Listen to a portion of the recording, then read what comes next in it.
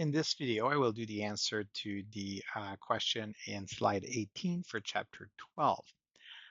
This is the same project we've been using for a couple of examples now, and the question is just to calculate the IRR for this project. The good news, because I know a lot of you do not like to have to do things by hand, you much prefer using calculator. The good news here is that we can't calculate the IRR by hand really easily. Okay, so I'll never actually make you do it. I'll never ask you to do anything by hands here for the IRR. Just use calculator or computer softwares.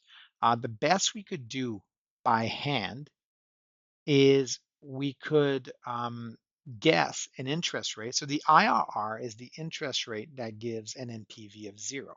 So the best we could do is guess an interest rate and then calculate the IRR with that interest rate. If the IRR is positive, it means that, sorry, if the NPV is positive, it means that our interest rate was too low. We should probably increase the interest rate and the NPV would go down. If our NPV was negative, it probably means that the interest rate was too high. We lower our interest rate. So we can just keep guessing different interest rates, right? And going closer and closer and closer to an NPV of 0. As you might suspect, that will take a lot of time by hand. So the best solution is just to use computer programs um, or calculators, right? You should already, if you did it in the previous video, you should already have your cash flows for this project already entered in the cash flow function of your calculator. And I just went through them here to make sure that this was all okay. Hopefully you followed with me and you saw that they were all correct. Okay. If you want to calculate the IRR, you just go to IRR. It says IRR equal. And then don't forget, a lot of people will just click to IRR, go here and write whatever numbers in here. It's easy when you don't forget to clear your cash flows, right? So when I started and I did cash flow, I did clear work.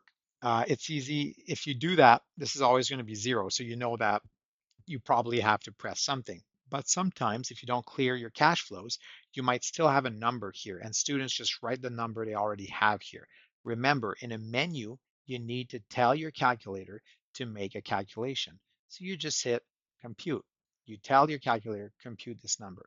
Notice it took actually quite a bit of time for the number to show up here.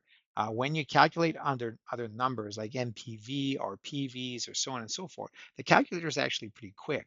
The reason it's slower here is that it's doing exactly what I just told you, right? It's doing trial and error until it finds the exact number, the exact interest rate that would give an NPV of 0. Okay, so the answer here, what is the IRR? The answer is the IRR for this project is 22.69.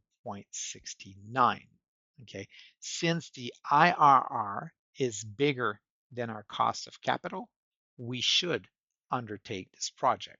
Explain if the firm should undertake the project. We should, because the IRR is bigger than our cost of capital.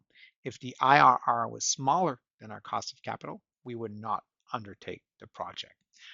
Notice too, something else that is interesting that we can do. Suppose we store this number. So I just do store 1, and I just store this number, 22.69. We go in NPV, and I put that number as my interest rate, 22.69 as my interest rate.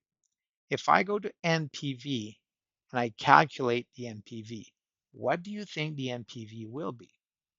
The answer should be 0, right? It's not exactly 0 because of a little bit of rounding. It didn't keep all the decimals when I moved the 22.69% here, but it's really close to 0, okay? And that should not be a surprise for anyone because that's the definition of the IRR.